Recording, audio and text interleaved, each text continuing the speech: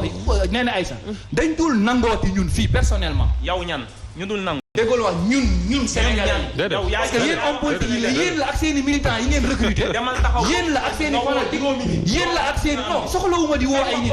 xam nga lu tax soxlawuma di woo ay nit. non xam nga Amadou Ba yow say article kenn du ko lire. yow sa mafia nga am yow existé woo créature médiatique nga yow da nga doon taxawaalu nee nga ma juriste nga te yow dama la wax ne la bi may ànd ak ñoom Déthié ak ñoom Ousmane Sonko di toog ci table bi boobu xamagoo Ousmane parce que sa leader daf ñu waxoon politique day tardelaate sa leader bi muy mer di ngemb boobu ñun ñu ngi ci depuis 2011 dama la bëgg xamal ni sa leader bu dee patriotisme ëpp ñu ko parce que ñoo doon bokk ak moom deuxièmement mooy sa leader sax maa ko mag ci terrain politique loolu yëpp am loolu laa la bëgg xamal dama la bëgg xamal ni yow li jógee foo de da ngaa jàng bitim réew ñëw fekk maire secrétaire municipal ñu nommé ñu jël la fa fal la fa nga doon xëccoo ay poste xaw ma directeur cabinet sëriñ yow gis nga seen type bii type de politiciens yi ñoo yàq Sénégal te le président de la République moo ko commencé incarner dès le début boo ñëwee fekk ay étudiants yuy jàng muy ay Thérèse ak ay ñoom ñu paree ñu jàng nga jël bombardé leen ay direction lii mooy indi médiocrité lii mooy refuser méritocratie gis nga tey ces hommes politiques yi ma lay wax il est manichéen quoi non dama wax d'accord dañoo am direct priorité au direct avant de revenir sur le plateau on a en direct Alsane Baldé le grand reporter Alsane. allo Néné.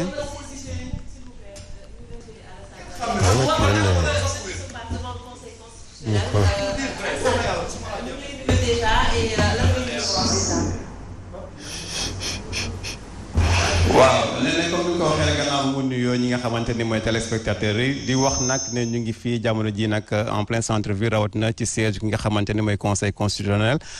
ku ne nag xam na waxtu bi ñëpp a ngi fi ñi nga xamante ni mooy juróom-ñaari sages yi ñi ngi fi nga xamante ni mooy seen makkaan ñu ànd ci nag ñi nga xamante ni mooy mandataires yi yenn ci ay parti ak coalition de parti yi nga xamante ni dañoo déposé woon ay recours jamono ji ñi àddu nag ñoom ñu ngi ci biir lu ci ëpp nag ci ñi nga xamante ni mooy mandataires yi ñu ngi ci biir on nous signale la présence quasiment de tous les mandataires yi nga xamante ni jotoon nañu dugal recours ku ci mel ni ki nga xamante ni mooy Déthié Fall nekkal fi Yewwi Askan bi moom mi ngi ci biir coalition Yewwi Askan bi ak wàllu ki nga xamante ni tamit mooy coalition Benno Bokk Yaakaar di Benoît Sambou moom it mi ngi fii nemmeeku nañ fi tamit Abdou Diop ki nga xamante ni moo nekk moo fi teewal coalition ki nga xamante ni mooy gëm sa bopp kon ñu wax ne rek nee daanaka ñoom ñëpp ñu ngi ci biir ñu ngi xaarandi nag li nga xamante ni mooy lan moo war a ruusee ci li nga xamante ni mooy ndaje bi seen diggante ak ñii di juróom-ñaari sages yi ndax umpale wu leen ni comme ni nga ko waxee rek ñoom dañoo daal di déposer ay recours ci ay njuumte wala ay jafe-jafe yi nga xamante nemmeeku nañ ko ku ci nekk ci sa liste morom ak ñeneen yi nga xamante ne nemmeeku nañ ay rëq-rëq nii ci élection ni mu war a tëddee waral nag ñu daal di dugal ay recours li ci am solo rek mooy nee gis ngeen ko ni alkaati yi ñu ngi fi le quartier est assez très calme d'ailleurs très calme à part journalistes yi nga xamante ni ñoo fi nekk daanaka les journalistes sont là ils sont aux aguets comme d'habitude en circonstances yu mel nii dañuy faral di teew ngir rek mën a xool li nga xamante ni moo fi na ruuse comme xibaar mais li am solo rek mooy ñu jàpp ni les gens sont là et certainement ça va dina xaw guddee parce que am na ñoo xamante sax dem nañu génn ñëwaat jëli seen yenn ay bagages parce que dañ leen koy laaj dem nañu ñëwaat quelques mandataires mais c'est dire que aujourd'hui les travaux ont démarré à l'intérieur et que comme ni ñu ko waxee woon rek dañ leen woowoon pour ñu ñëw déglu leen ñu wax leen li nga xamante ni moom la conseil bi jël comme ndogal gannaaw recours yi nga xamante nag daan nañ koy déposer kon nee peut-être dañuy bàyyi du ñu monopoliser la parole parce que ça bouge petit à petit à l'intérieur mais ça veut dire qu'aujourd'hui que les yeux sont encore rivés au niveau du conseil constitutionnel comme ni ñu ko defee woon ndax dañuy ànd ak ñi nga xamante ni mooy ñi déposer ay recours wala dañuy topp li nga xamante dañuy débouter ñi nga xamante ni mooy la DGE tout reste à voir comme ni ñu ko defee woon ci première yi nga xamante ni nemmeekoon nañ ko ndax yu bëri dàqoon nañ ko gannaaw ndogal yi nga xamante ni ministère de l'intérieur ak direction générale des élections jëloon nañ ko kon ñi ngi xaarandi d'un moment à l'autre les résultats yi nga xamante ni moo nar a tuppe fii nga xamante ni mooy ci conseil constitutionnel kon nee na ma bàyyi la nga wéy ak seen invité yi le temps que peut-être d'un moment à l'autre ñu revenir pour xool ndax am na ay évolution ci li nga xamante ni mooy ndaje bi diggante les 7 sages du conseil constitutionnel ak mandataires yi nga xamante ni déposé woon nañ un recours jëm ci élection législative yi ñu demal. D'accord Alsane dañ lay garder en repérage di xaar yow tamit yan nouvelle nga ñuy indil en tout cas on attend on est là avec toi ñu ngi xaar Omar Faye xam naa mu ngi bëgg ñibbi mais on est là avec toi jusqu'à 5 heures du matin 6 heures on reste sur le plateau donc soo amee lu bees rek tu nous contactes, on est là, on peut même prendre le petit déjeuner.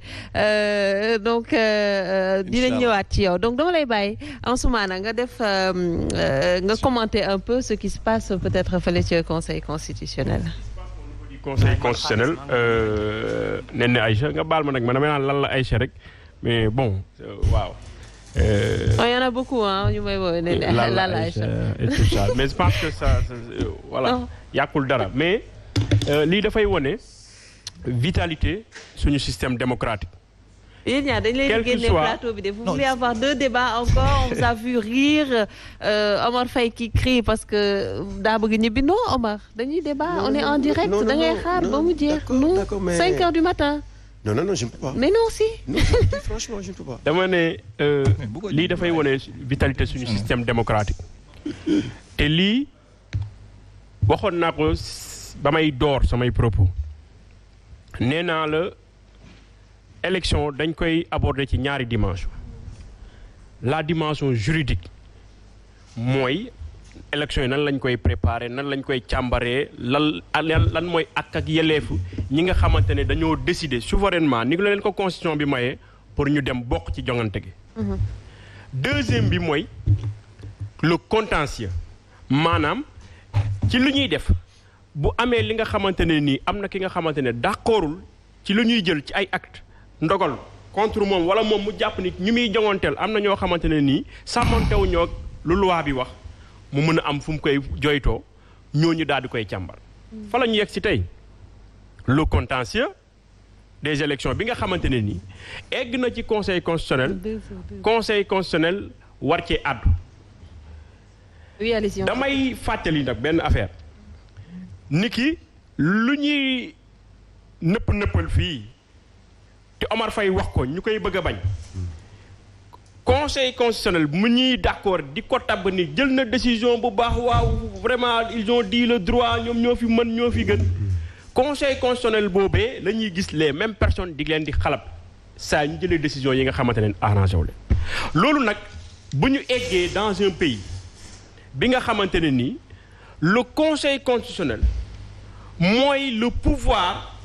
mooy l'institution bi nga xamante ni moom mooy incarner le respect de la loi di ci wax di ci àddu te lu mu ci wax loolu ça fait valeur de loi ñuy interpréter wala di jël position en fonction yow la nga yaakaar ni loolu la conseil constitutionnel wala jox comme réponse wala lu mu la xañ bu boobaa c'est le début de l'anarchie dans un pays. Bien sûr. te pratique politique bu ñu gis jamono ji mooy l'anarcho-populisme bi nga xamante ni c'est la frontière entre l'anarchie et le populisme l'anarchie mooy lan la man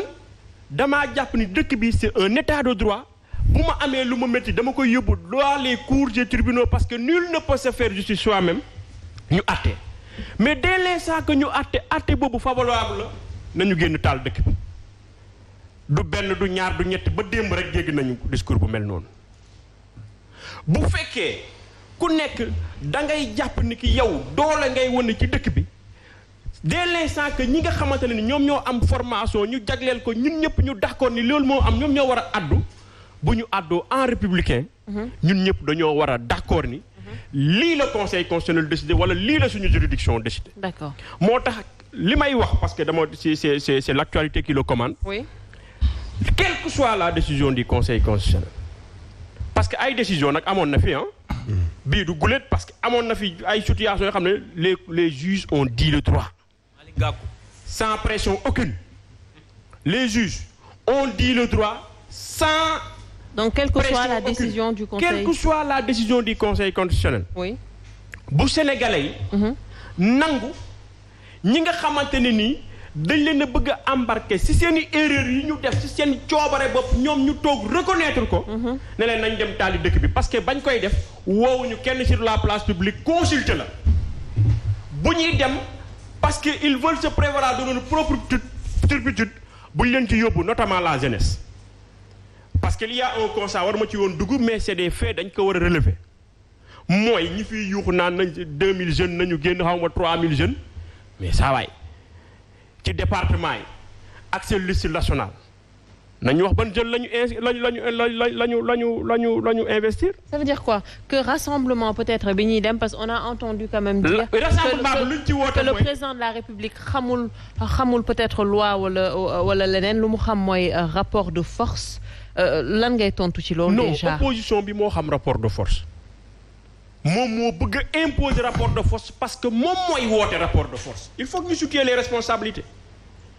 ne man damaa ne damay marche ne toutefois bu ñu ma interdire ma marche te marche bi duñ ko interdire ex nihilo dañ koy motiver ne lii moo tax duñ la ñu la nga ne doo marche mu ne damay marche par la force advienne que pourra ñu dégg fi ñu ne dañuy jóge fi ñu kër daal di déloger nit ci palais bi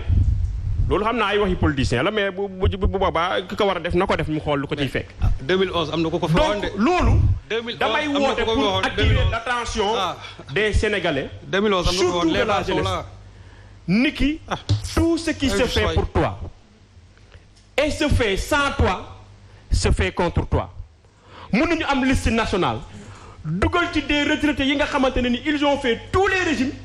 ñoo xamante ne ñoom nee nañu c'est eux qui sont à la base de leur engagement politique parce que ils ont été les promoteurs ils ont été des éléments et aujourd'hui ils sont les leaders du système tey nga ériger leen en exemple bëgg leen porter devant cette jeunesse là duñ ko nangu. loolu laa amoon li may wax ci li nga interpellé. Assane est-ce que di ngeen dem ci rassemblement waa FDS. di ngeen dem ci rassemblement bu mercredi bi ci manifestation bi donte am na lu ma relevé par rapport ak décision bi anam yi ñu ko jëlee nga xam ne waroon nañ consulter tout le monde ñun ay démocrate lañ duñu ay démocrate de circonstance. Depuis des années ñu ngi ci di défendre ay principes. Ansu am na lu mu wax d'accord ma ci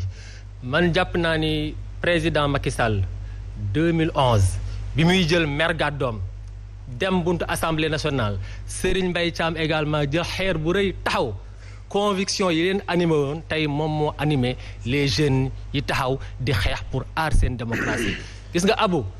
position bi nga nekk man dama koy respecter vous avez choisi la société civile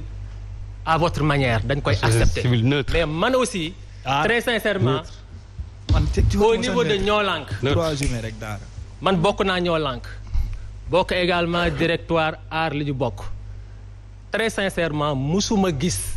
réunion gars yi dafay wax ay waxu politique lenn nag am na mooy plateforme yu mel noonu am na ñoo xam ne ay leader politique lañ am ñoo xam ne aussi ay activiste lañ te loolu aussi moo nekkoon M23 loolu aussi je pense que ku nekk mën na ko nangu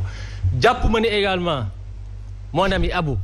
sénégalais yi nga xam dañuy dem di xeex pour seen démocratie dañ leen di manipuler amul kenn ku leen mën a manipuler ay jeunes ay sénégalais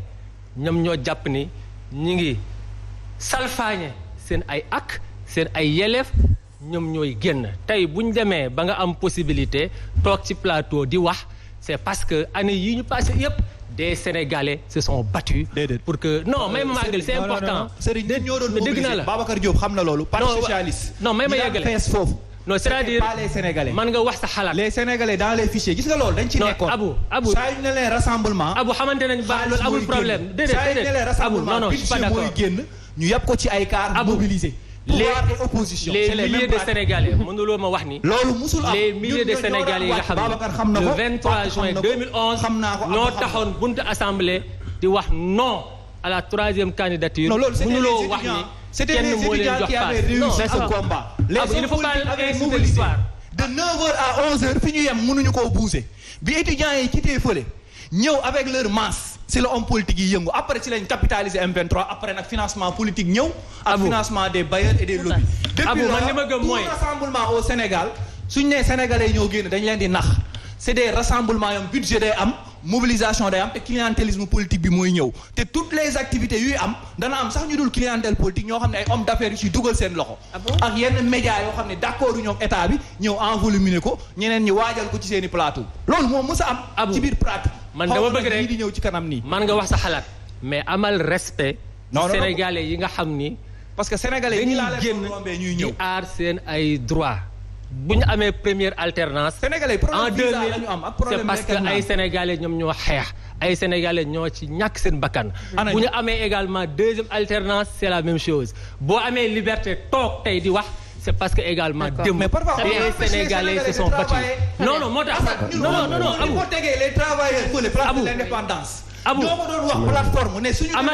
bloque l'économie amal respect loolu les politiques ci activistes yi nga xam ni ils se battent kenn joxu leen 10 francs kenn joxu leen dara mais ils se battent pour leur pays loolu également c'est important. Alors avant may ñëw ci Omar Faye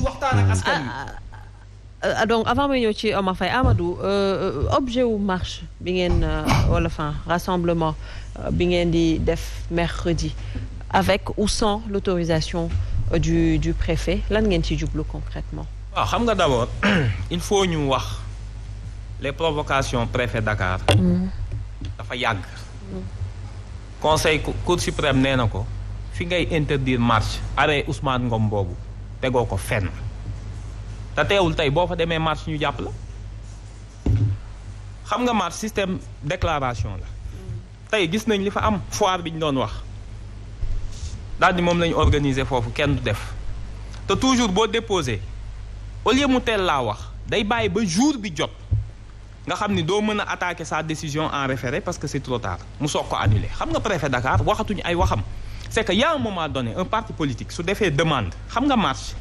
on l'a tous remarqué soo leen bàyyee nga accordé leen ko il n'y a jamais eu de débordement musuñu gis marche autorisée bu ñu lakk bus bu ñu lakk banque bu ñu lakk magasin jàmbur bu indi coow. D'accord. léegi la question qu'on pose mooy pourquoi bu marche opposition bi ñu koy rejeter toujours gis nañ sax cette forfaiture li may wax ni ñuy yabee nit ñi gis nañ waa Bennoo sax génne benn demande d'autorisation bokk c'est-à-dire que ni y a un moment donné France Amérique Espagne dëkk yëpp personne ne pense interdire oser interdire marche boo xam ne opposition moo ko demandé te conseil constitutionnel am na lu mu ñëw gis nga bi ñëwee ci décision yu mujj yi dafa am quand même lu mu wax te xëy na Macky Sall war na ko bàyyi xel le président Macky Sall son excellence son éminence bu dee jàpp nga ni boobu c'est exceptionnel ñun man dama la koy accorder xam nga kooku y a pas de souci. Les gens en parlent mais ils ne savent même pas. parce que li ñu doon wax rek li contenu bi moom moo ëpp contenant bi quoi. sami ñuy gaare vraiment léegi li am solo mooy ñun dañ ni ko mënuñu continuer. oui. Benno Bokk Yaakaar lu mu bëgg nga bàyyi ko parce que administration bi ni ñu ko politiser. ba gis ko ci administration xam nga ñun 2021 bi yàggul sunu dans plus de 100 collectivités dañoo invalider. gis nañ li ñu invalidé ba ci Djibril Ngom gis nga li sous préfet Matam rôle bi mu ci joué gis nga rôle bi mu ci joué quand bien même cours yi dàq nañ leen les mêmes préfets ñoom ñoo jóg daal di def recours contre au conseil constitutionnel ñu ne leen léegi lan moo tax yéen ngeen def recours ci Yewwi Askan Wi kese te benn préfet deful recours contre une liste de Benno léegi dañ lay laaj pourquoi c'est 2 poids 2 mesures gis nañ direction des élections ni mu defee sëñ Sali wax na ko léegi conseil constitutionnel dafa ni ko amoo droit mandataire di dugg ànd ak huissier de justice yow bu la neexee du gën a yomb neel mandataire bii de ñëw na fi à 16h après les dépôts nga tamponné su ko yóbboo conseil constitutionnel ko tu es venu après dépôt y a des choses qui sont simples une démocratie doit être apaisée ñëpp xam nañ ni le système parrainage depuis bi mu duggee ci dëkk bi Macky Sall a considéré l'élection le système électoral non pas loo xam ne day participer à l'expression du suffrage bi koy jox légitimité déedéet dafa jël le code électoral def ko un premier tour des élections qui lui permet de sélectionner ñan ñooy bokk éliminer la moitié. D'accord. le code électoral mënul nekk un premier tour ñun mosoo ñoo dégg ñu d'accord ci li ñu éliminer gëm sa bopp ñun dañ ni ko compétition bi bu ubbee ko ñun jàppal xoolal li ngeen gagné imagine-toi plus de 100 collectivités dañoo invalider suñuy liste suñ bokkoon nga foog di ngeen fi toog naan yéen a majoritaire. xoolal rek ma wax la tey yàlla moo ñëw gis nga cette élection bëgg naa président Macky Sall bàyyi ci xel yàlla nguur guy waaj a jeex xëy na da lay indil ay signes et j'aimerais bien mu capter signes xam nga le parrainage de trop bi Mimi Touré ak Benoît Sambou déposé gisu leen ko malgré l'arsenal yéen da ngeen a créer un pôle parrainage boo demee kuy borom xam-xam ci réew mi ma nga fa ngeen ëppal benn gisu leen ko mu muur seen bët ngeen dem direction des élections nga xam ni ña fa nekk ñëpp Antoine Diome moo leen fa teg gisuñu benn bu ëpp bi. vous dites c'est grave may ma rek maa ngi ñëw. li ngay wax c'est grave nga ni ñëpp ay nilaar lañ xaaral rek ngeen mun leen defar liste ngeen dem glisser seen ñaari jigéen. xam nga 2022 c'était la fin du mandat de Macky Sall ren la waroon def 2 mandats. su doon dafa respecter 5 ans. oui. signe bi ñëw tey mënoo leen a bokk ci élection suñu leen valider liste yi ñu invalider yépp dañuy bokk ñun loolu lañ leen wax yéen bu dee bokk ngeen ci élection yi liste yi ngeen invalider yépp nu ngeen di procéder. dañuy bokk. xam nga droit de marche constitution moo ko wax. xam nga waxuñu dañuy toj. par ailleurs gis nga li président Ousmane Sonko wax keroog daal ni nañ am 200 000 personnes xamoo ironie bi nekk ci biir de président Macky Sall moo ni woon 200 000 personnes nañ ñëw mu déloger ji Wade loolu rappel la ko doon def ci 200 000 yooyu moom moo njëkk a wax on va déloger Ablaye Wade au palais. donc xam nga doo ko weddi on va déloger Ablaye Wade au palais. Là vous êtes dans la logique de dem déloger président de la République. def nekkuñu ci déloger ko parce que xam nga li koy déloger président Macky Sall li koy déloger tey jii commencé na ndax li koy déloger mooy ñëpp dégg nañ la vie chère au Sénégal actuellement je pense que printemps bi koy xaar moom le problème c'est qu'il a tellement fait le focus sur ses adversaires électoraux que fàtte na l'adversaire principal d'un régime c'est la vie des citoyens et la vie chère. D'accord. te actuellement maîtriser tul dara ndax amul kees yoo xam ni mënul supporter continuer di supporter la subvention du pétrole waxal benn dem na ba ci Poutine imagine-toi ak ñun li ñu am ci ICS ak engrais nga dem ba Russie toog ni président Poutine boo ñu mayul engrais ren du ñu ji nga ni blé nga am ay fleuve ñaata fleuve moo nekk Sénégal nga dem ba toog ni yow souveraineté alimentaire amoo ko gis nga président Turquie xam nga yow dañ laa recevoir foofu actuellement président Turquie mi nga xam ni ñëpp xam nañu fullaam moom mooy koo xam ni c'est lui qui organise les relations directes négociations entre Poutine ak le président ukrainien c'est pas les Américains c'est pas les Nations Unies. président waxuñu Macky Sall warul woon def ñun dañ koy encourager xoolal bu dee suñu sago problème mu blé bi. dañ koy ñaanal mu am ci succès. mais l'essentiel mooy. oui. sunu marche bi on va déposer dans les règles. dañ koy déposer dans les règles buñ ko autoriser. mooy nekk jàmm ñëpp autorisé wul ngeen marche. buñ ko autorisé wul il faut mu wax ñu xam nga bi yoon dafa ni benn foire moo fa am foire bi koo woo ñañ wax ñoo ko def sax ñu ëpp ci ñoom dañ ne ñun dañoo organiser foire ñu ñëw gis comme que xam na ni li mu def forfaiture la ñu teg benn stand sénégalais nekk fa ñu for après xam naa 5 membres bennoo ñu ñëw meubler nga foog benn lu toll ni opposition mën nga ko xaj marche pour une foire bi bu amee mais c'est pas rédhibitoire jëlal ku nekk nga jox ko espace. D'accord, très bien. donc ñun daal mooy ci suñu position jàmm lañu woote. l'essentiel mooy. conseil constitutionnel kenn du ko bàyyi. mënoo leen a bokk élection ngeen éliminer. façon ñu ngi ak Alassane Baldé. ngeen defaat ko sunu liste yi. ñu bàyyi leen ngeen jàll. ñun nag jàmm lañu woote. on attend le délibéré. oui Omar par rapport à la marche. man dafa am lu ma gëm quoi c'est-à-dire. problème dañ koy régler définitivement wala ñu bàyyi ko. c'est-à-dire que processus électoral bi yëpp actuellement lañ biaisé. te même bu nguur gi bàyyee mu dem acteurs yi nga xamante ñoo ci war a nekk ñëpp dañu war a mobiliser wu créer une unité métallurgique mener le combat mais à chaque joute électorale ñu dem élection ku nekk am ni ngay am bu subaa nga ñëwaat encore defaat ay revendications créer waat des contentieux électoraux c'est ça qu'il faut régler définitivement.